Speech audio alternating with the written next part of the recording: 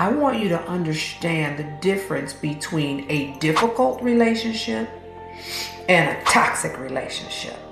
What is it about this relationship that screams it's healthy when you know it's not? Toxic love does not improve you. We lose ourselves with trying to please someone else. When you find yourself feeling helpless, hopeless, fearful, terrified, numb, your worth is not for sale. Hello and welcome to Say Something Black Girl with Dr. J. I am Dr. J, and I'm indeed excited to have this opportunity to share this time and space with you.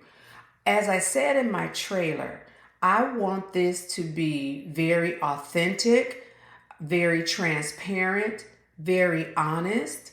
And with that, there may be times when it may seem like it might not be as clear, but I will do my very best to make every point clear and every episode have a beginning, a middle, and an end. So let's start with the disclaimer. Because I am a provider, I must say that this podcast is not a form of treatment and intervention. This podcast is for psychoeducation as well as entertainment.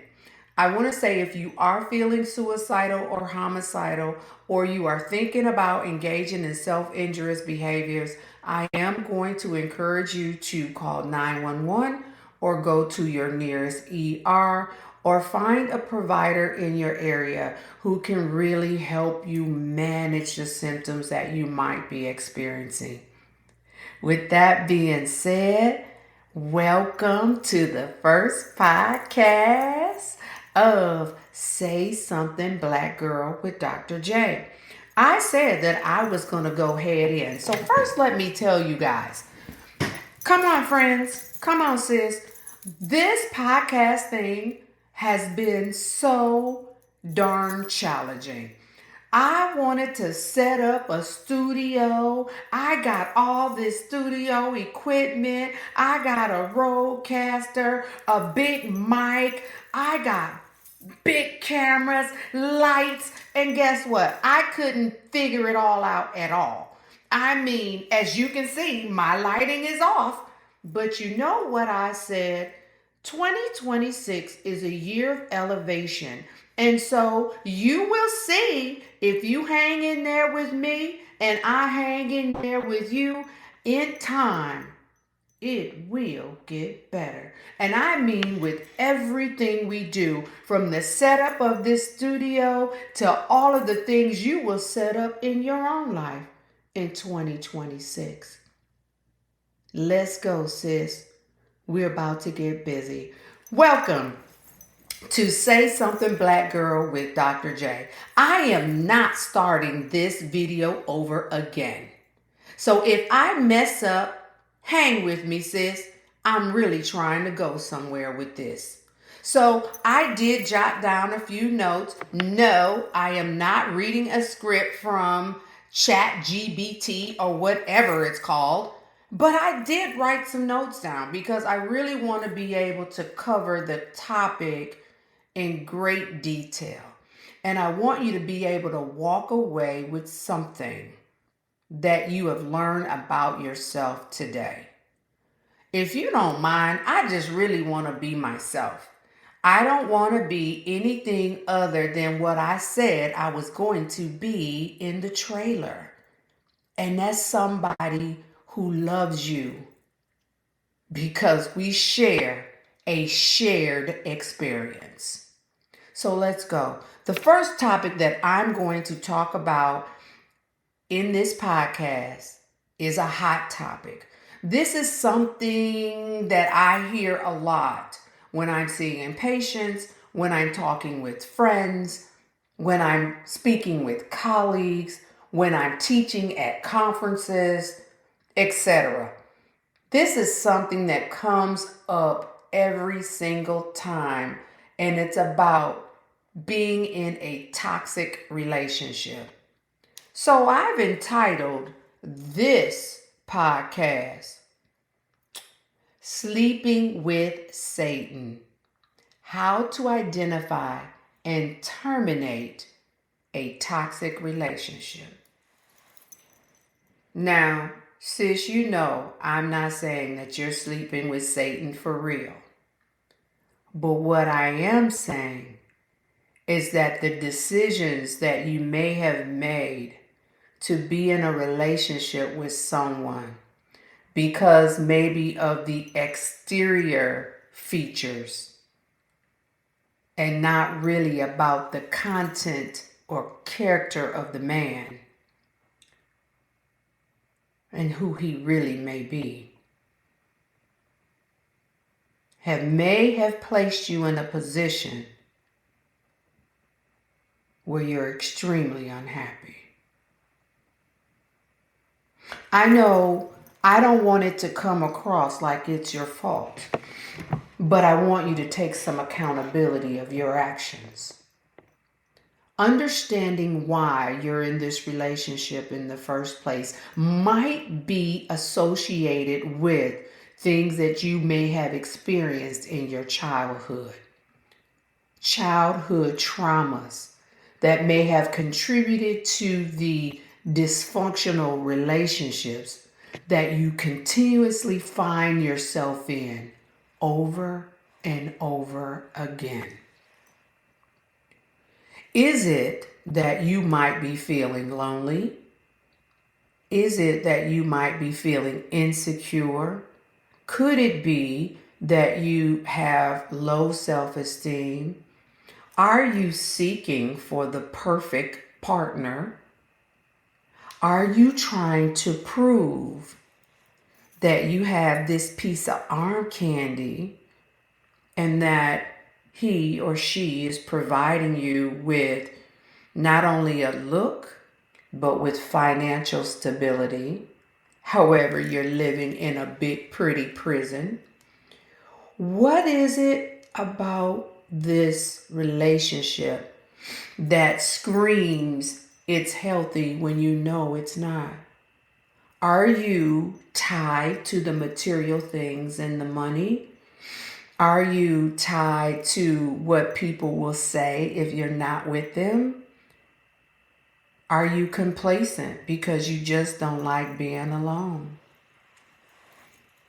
What is it, sis? Is it that you don't like yourself or love yourself? Are you used to people talking to you in a derogatory, negative way? Do you feel like it's healthy that someone is calling you out of your name?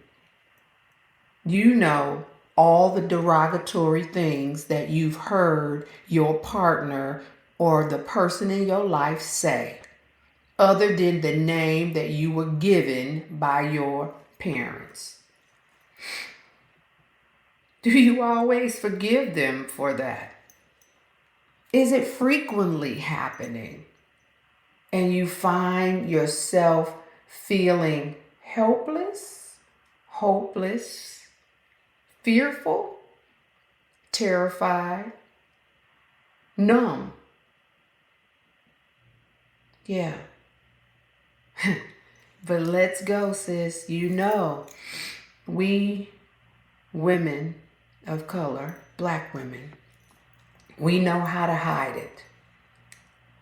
We know how to hide when we're in severe dysfunction.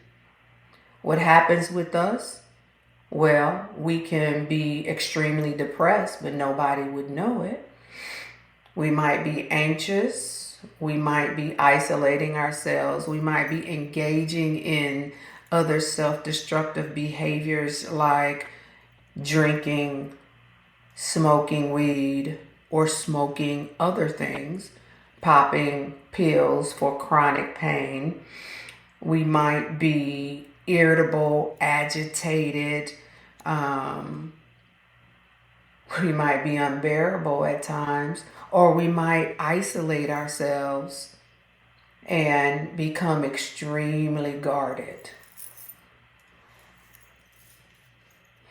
We might not allow people to get to know us or to even love us when we deserve all the love there is out there for us to have. There are a lot of things that happen when we get into toxic relationships, and I want to talk a little bit about a story first so that hopefully you can either see parts of this as being a part of your story, or maybe learning from this story so that when you see it, you know to run from it. We as women of color have been the backbone of our culture. Yes, I said it. We have been. It is because I believe we have been the ones who have birthed a nation. We are strong. We can endure a lot.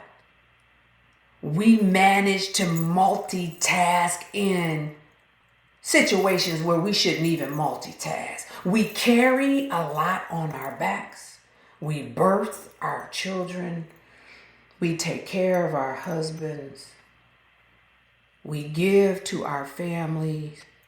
We work tirelessly in our jobs. And then we don't give anything to ourselves. I know that's another topic we're going to cover in another podcast, which is the next one, called emotional exhaustion.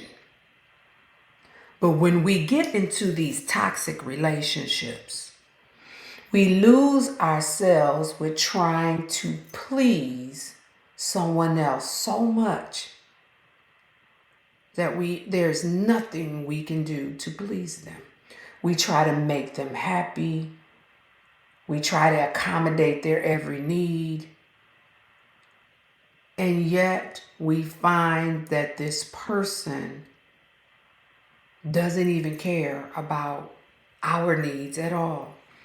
So let's go. A lot of times I find women come and they say, Dr. J, I've been married for such and such years, or I've been in a relationship for however many years, or months, or even weeks. And I have found that over the course of time, this person started off being really great. Like anything I could ever ask for, they were there. They talked about how beautiful I was. They loved my hair. They loved my skin, the way I looked, my personality. They loved the way I walked, the way I talked. They loved everything about me. It was all this love bombing going on. I couldn't do anything wrong. They loved the inflection of my voice. They loved the way my body was together and how I had that swag. They loved everything. There was nothing that I did wrong. They loved everything about me. They loved the way I cooked. They loved the way I kept my house or my apartment or my place clean. They liked the way that I talked to them. They loved the way that I stroked their ego. They loved everything about me. The way I took care of my kids. They loved everything. My work ethic, my spiritual connection to God, my friendships, the way I took care of my family, my extended family, my mom, my dad, my siblings, whatever I could do for them. They loved everything. The way I would, be out in the community, helping others. Oh, you're the best. I love it. I've always wanted someone like you. You're so intelligent. You're so giving. You're so kind. You're so nurturing. I'm here for you. whatever you need. They were there. They took you out on dates. They wined you. They dined you. They helped you financially. They caressed you. They nurtured you. They cared for your body. They were there for you intimately. They even prayed with you. Talked about their spiritual relationship, their walk with God. They were there in every kind of way. As time went on, you found that this person started to become more aloof, more curt in their responses. They wanted your time and your time alone. They didn't want you no longer hanging around your friends. They didn't want you spending that much time around your family. They didn't care for you taking any time for yourself. They didn't want you to spend as much time with your children. They questioned why you always had to work long hours. They started to criticize your food and what you cooked or prepared. They started to criticize your hair and your makeup, and they started to body shame. And it would be very subtle, like, hey, are you going back to the gym today? Why are you eating that? Like, haven't you had enough sweets for the week? Why are you allowing your job to talk to you like that? Like, are you stupid or something? Uh-oh. I think we need to spend more time together. Why is it that you have to study for your test? I mean, do you not know it already? Didn't you read the book? Weren't you in class? Did you not listen to the professor? Why are you working through the night? I mean, are they paying you for that? You need to be spending time with me. There was nothing you could do right after all the things that were once thought upon as being great. In this situation, the person found themselves shrinking, becoming more invisible, not being as lively, not being as outgoing, but becoming more reserved, more quiet. Really, the truth is, not contemplating thought, but really starting to identify with the negative thoughts and connotation that was being placed upon them. They started to question their looks. They started to question their decision making or their abilities. They started to question their confidence in their work environment. They started to question their ability to prepare meals or cook. They started to question their hairstyle and everything about themselves. And then they started to question their friendships, people who had been around them forever. Truth is, they didn't want anybody to know how bad it was getting. They didn't want anybody to know that the subtle words of, are you stupid or something? Or, why are you acting like that? Stop whining. Why are you being a bitch? Wow, there's that word that we never want to use. You start to question, am I a bitch? What? You start to wonder, am I less than? Am I not this amazing person I felt I was before I met you? What happened to me? Why did I allow myself to shrink? Why am I now trying to become invisible? Why have I now layered all of the bricks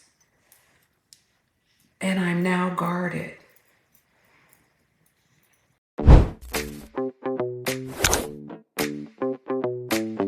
What if you're not unmotivated? What if you're depressed? Depression isn't just sadness, it's emotional heaviness, exhaustion, loss of interest, and feeling disconnected from yourself or others. And pushing harder often makes it worse, not better. Healing depression isn't about quick fixes, it's about addressing brain chemistry, thought patterns, and emotional load, sometimes with the support of medication alongside therapy.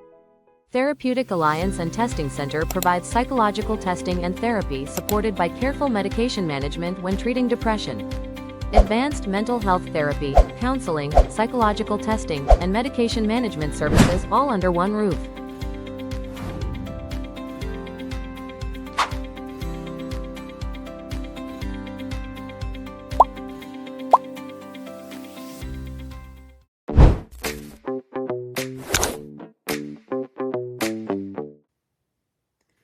Being guarded is what we do to try to prevent ourselves from feeling the pain.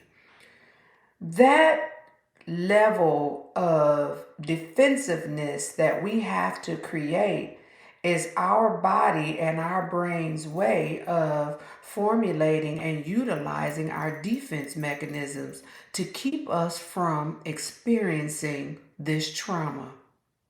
Sometimes we try so hard to save other people that we don't even save ourselves.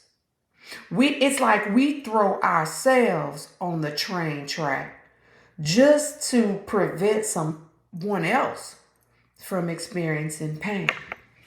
And guess what, sis? Sometimes we don't even see it coming. We don't see it coming. Sometimes when that locomotive train comes and we have ourselves on that track, we allow ourselves to get run over. No, it's not our fault. But sometimes we do need to just get up and leave. It's not that easy. So we're going to keep talking through this thing here. So I wrote down a few questions for you. But before I do that, I want to get to a few points that I think are really important. I want you to think about what are the signs of being in a toxic relationship. And I wrote down a few points. And the first point is you're always apologizing. I'm so sorry. I didn't mean to do that. My God, it's just better to apologize than for us to go days and weeks and months without talking. So you just take on the responsibility of trying to keep the peace. So you find yourself apologizing all the time, even when you don't feel like it's your fault. But you feel like this is the only way to keep him from crashing out. Okay? You feel confused after conversations. You ever been in a situation when you might be having a disagreement and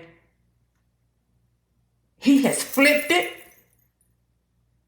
And you like, now wait one minute. Like, How you gonna make this out to be me when it's you who is always being derogatory and demeaning and belittling? Now it's my fault? I shouldn't have said, would you like some coffee this morning? And you said, you know I don't like my coffee black. I like my coffee with lots of cream. And all I said is, do you want some coffee? And it goes left.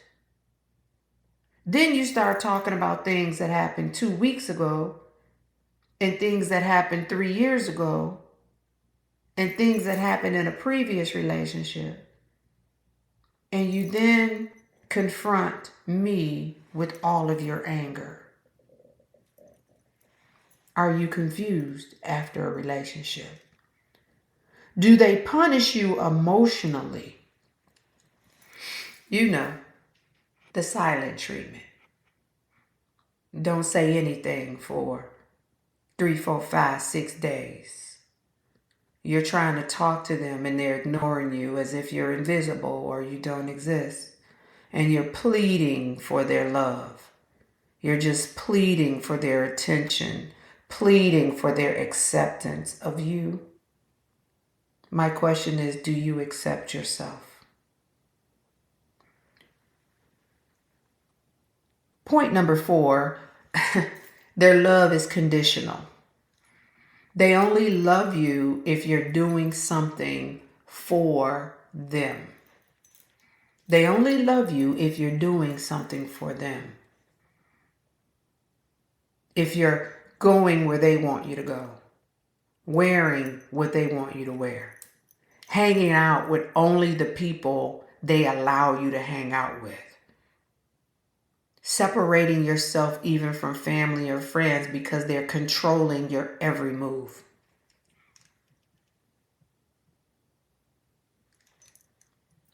Point number 5, you're shrinking to keep the peace. I said that a little earlier in the podcast.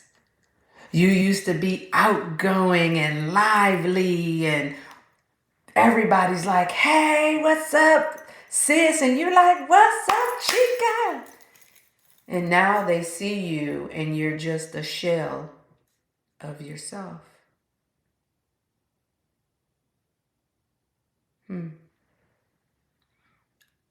Isolating yourself from family and friends. You used to call your sister and your family at least once a week. Now you don't call them at all. You used to hang out with your friends and now it's like, oh no, girl, I have to do this or that, or I'm too busy, or, but all along, that you just trying to keep the peace. You don't want any arguments. So you just stay in your toxic bubble. Your body knows before your mind does. That's the last point I was really getting to. And it's about the fact that your body tells you because you start to experience maybe a lot of anxiety. You may have trouble sleeping or insomnia. You might feel nauseous. You might get headaches. You might start getting a whole lot of physiological problems like high blood pressure. You may start eating excessively for comfort or not eating at all. You may find yourself drinking alcohol more or smoking or popping some kind of painkiller to numb what you're experiencing. These are sure signs of you might possibly be in a toxic relationship. You may feel like you can't breathe, literally. So now I think what we need to do is kind of understand, now that you know that you might be in a toxic relationship, let's look at why you might be in that toxic relationship.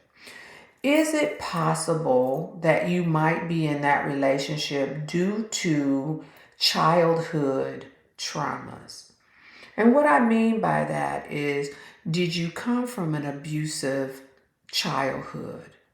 Was your mother or your father extremely abusive? And I don't mean just physically. Were they verbally abusive?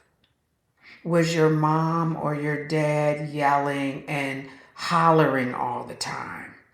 Did they ever sit down with you and reassure you and give you that comfort and nurturance that you needed as a child? Were they at your school plays or your volleyball games or your basketball games or your football games or your cheerleading practices? I mean, were they available? Now, let's understand. We're not faulting our parents if they had to work to make a living. But did you feel their love in other ways? Did they try? Did they hug you? Did they tell you that they loved you? Did they tell you that you were beautiful? Did they support your dreams and your aspirations? Were they there for you when you really needed them in your first breakup with someone you loved or thought you did anyway, right? Were they there when you got into your first fist fight? Were they there when you went to school and maybe you encountered a racist teacher? Were they supportive in building up your self-esteem, or did they tear it down?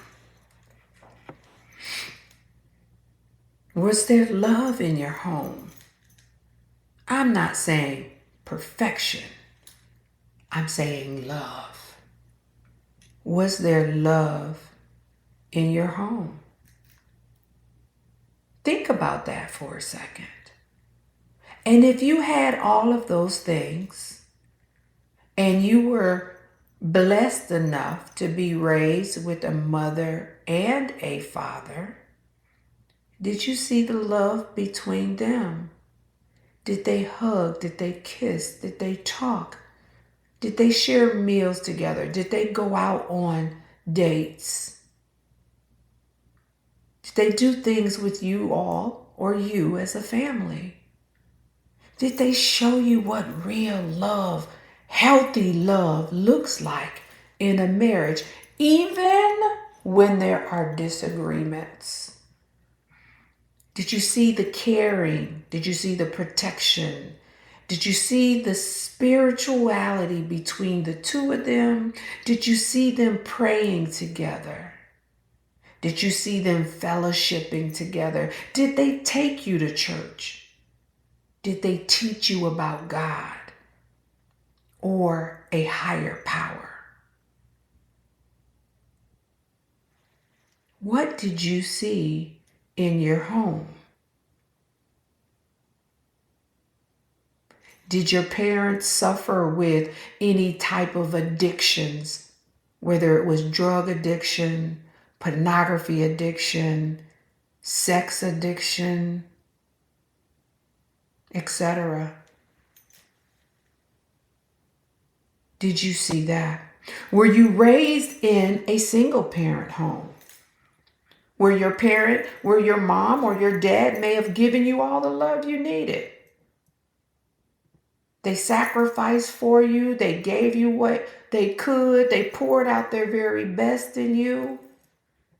And yet, for some reason, you walked away empty, feeling like you were missing out on something because your other parent wasn't there. Whichever parent was missing, do you feel like now as an adult, you're seeking the love of a parent as opposed to a partner? Has anybody ever told you you're so dependent, needy, that it's suffocating and uncomfortable?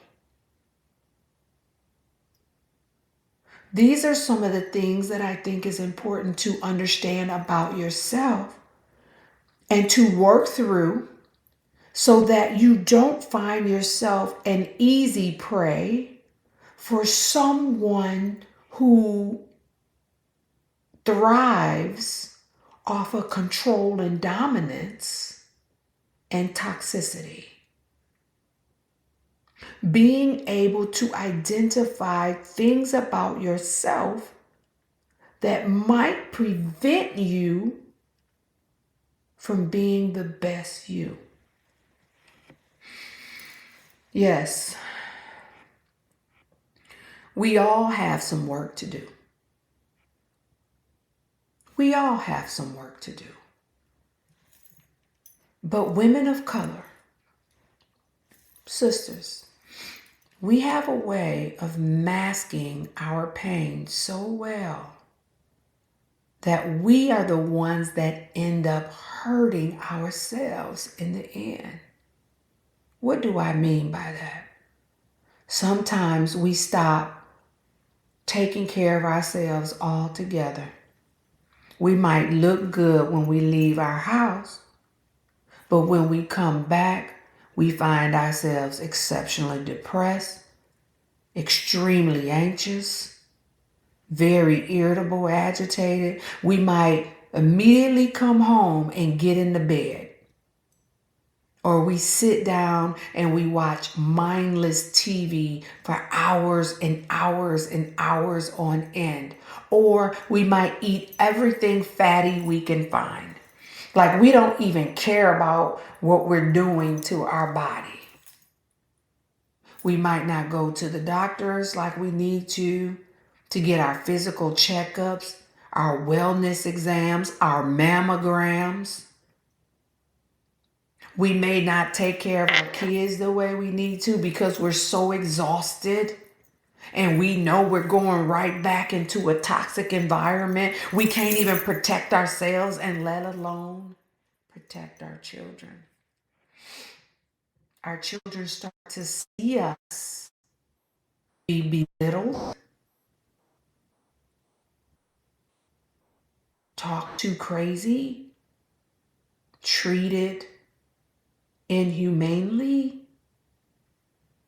and then we wonder why our children have a hard time with their friendships and relationships. We know that things can absolutely get worse and it can develop into physical abuse as well.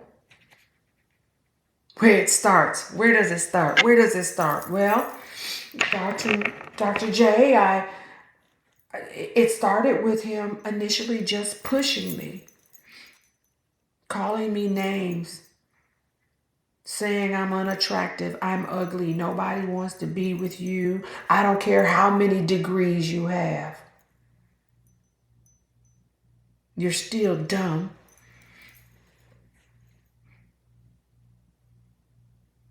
I don't care what they say. They don't know. You don't know anything. The words start to get harsher. And then comes the physical pushing and shoving.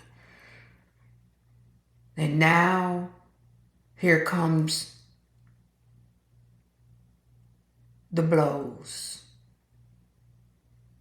the kicks, the screams, the bruises that you hide so well. Toxic love does not improve you. This is not a test to say you're strong and we can make it through.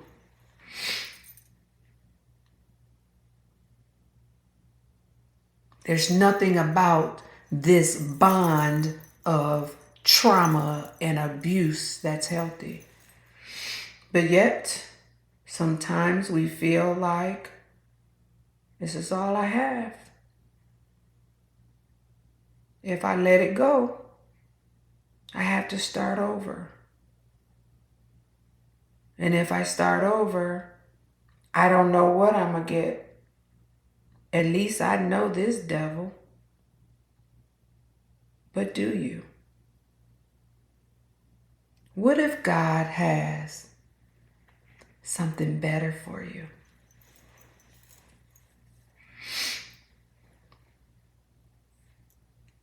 But you won't allow him to bless you with it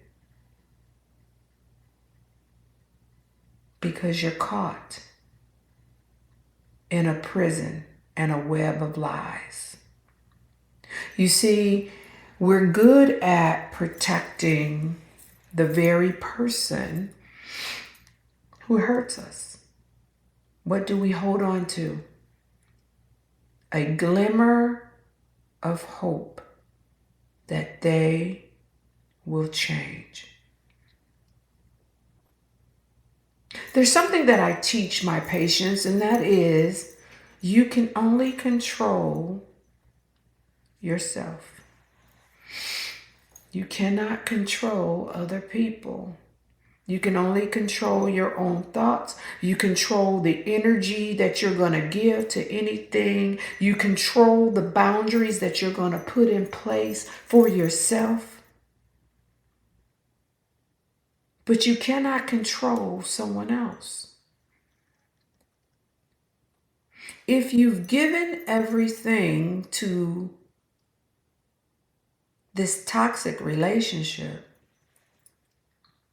what else do you have to give to yourself? One thing I know about us is that we know it's toxic. One thing I know about us is that we're loyal. That we are loyal, even to a fault sometimes. Let me be clear. I'm not saying you should leave your marriage.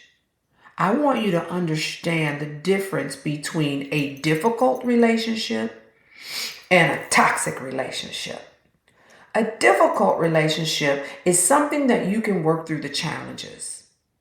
There may be some challenges, some things that you might disagree on, but you're able to compromise and come up with a resolution. A toxic relationship is one where it is demanding, it is controlling, it is divisive, and it is painful. Two different types of relationships. Ask yourself if the relationship you're in right now is difficult or is it toxic? Two different things. You have to ask yourself, are you scared to be alone? Do you not feel like you can take care of yourself? Do you feel like you would be totally lost if you didn't have this person? Are you fearful of what others might say? Are you growing together or are you growing apart? Are you losing yourself in the process? Who are you? Look in the mirror right now. If you are near a mirror, pull out your phone. I'm sure it's right next to you. Look at yourself and ask yourself, do I know who I am in this relationship? Can people who know me see the glow of who I am in my eyes? Or is it gone?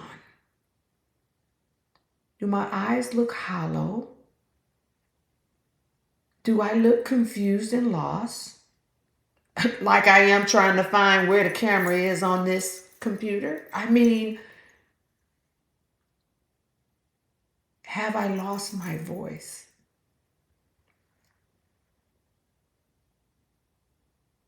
Where did it go? Why did I give it away? Toxicity is something that you never want to swim in. It's dirty. It's nasty. It smells. It's gross. A man that has to dominate you and control you in everything you do is the very thing he's trying to make you feel and that you may allow yourself to feel, and that's insecure. Low self-esteem. Doesn't care about his own life.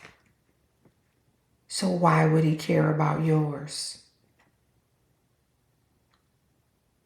Having a strong support system for yourself is going to help you navigate through some of these things that you may experience. I talked about a lot of different things. I gave you a story of what could happen. I talked about how you can identify, symptoms prior to dealing with what you might be dealing with. I gave you 7 reasons to think about if you're in a toxic relationship. I talked about the importance of you taking care of yourself. Now, I think it's important to say, what's the resolution, Dr. J? What's the resolution to all of this? You've talked for a good hour now, I guess. But what and how do I get out? Well, let me first say this. If indeed you are in a toxic relationship and it is physically or verbally abusive, you have to have a safety plan. You have to think about what is the safest way for me to terminate this relationship and not go back. You have to have good reasons. First, maybe think about getting some therapy for yourself and really working through the issues, whether it's childhood trauma, whether it's the trauma bonding you did with this person that you with because you started to believe whatever negativity they were dishing out. Now you identify yourself as this person that you didn't even identify with when you met this person or this individual. Get some counseling for your children if you have children in this relationship as well. Don't be afraid to build them up as you plan an exit strategy out of the toxicity. Start to secure financial means so that you can move or find other resources that can help you get to a place where you're safe. Develop healthy relationships and reestablish relationships with your family and friends so that you don't feel alone and you aren't isolating yourself. Make a decision to take better care of yourself, whether that means maybe going for walks or running or Pilates or doing some light weights, moving your body, learning new things, If you've ever wanted to learn Spanish, or maybe learn how to crochet, or learn how to sew, or, learning how to embroider, or learning how to do a podcast, whatever it is that you said you want to learn it. Increase your knowledge. Read. Pick up a book. Start reading it.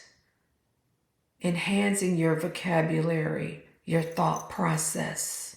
Doing the hard work on building yourself back up. I don't even care if you have to get self-help books of interest. Do it so that you can understand more about how you might be feeling and things that you might need to do in order to improve. Taking care of your body nutritionally, eating healthy foods, feeding your brain and your body and your systems the things that you need: fruits, vegetables, nuts, whole grains, lean meats, and getting away from the processed foods and things like that that can cause you to gain weight or have higher blood pressure or too much salt, whatever the case might be. Getting away from those things and replacing them with healthier things that your brain could use to thrive, to help you think clearly. Giving up some things that might not be as healthy, like maybe decreasing the number of glasses of wine you're drinking a day or a week, maybe stepping away from smoking, and maybe taking, painkillers, or indulging in other things that are counterproductive to your mental and physical health. Engaging more with your spiritual relationship with God. Getting up every day and doing some meditation or reading the word or whatever it is, listening to spiritual music, something that is feeding your soul in a healthy manner. Because what I will tell you is, if you're doing all this thing, evil cannot reside with God. You will find that they don't want to be around you.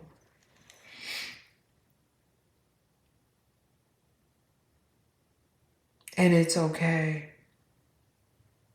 Maybe you will actually help them to be a better person, but maybe just not better for you.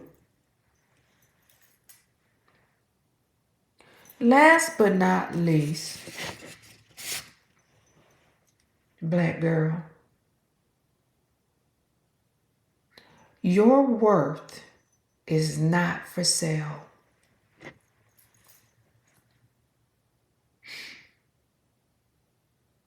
Your worth is not for sale.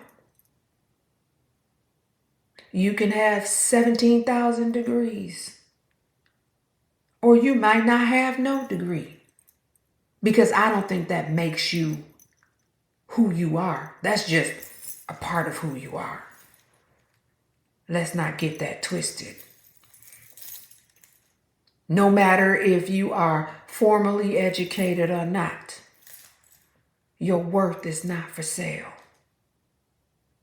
That means that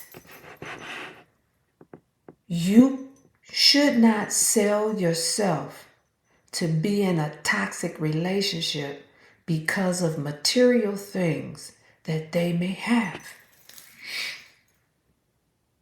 It's not worth it. It's not worth your mental health. It's not worth your spiritual health. I see it all the time. Well, I hope that this first episode was a blessing for you. Remember, it's my first episode. I'm going to get better as time goes on. I need you to hang in there with me, and I'm going to hang in there with you. But this black girl has something to say. And I just want you to know that I am honored that if you have made it to the end of this podcast, I am indeed truly honored that you are still here with me. I need you to know that I need you, black girl, to say something to yourself positive today and every day. Thank you for joining me on my first episode on Say Something, Black Girl with Dr. J. I look forward to spending a lot more time with you.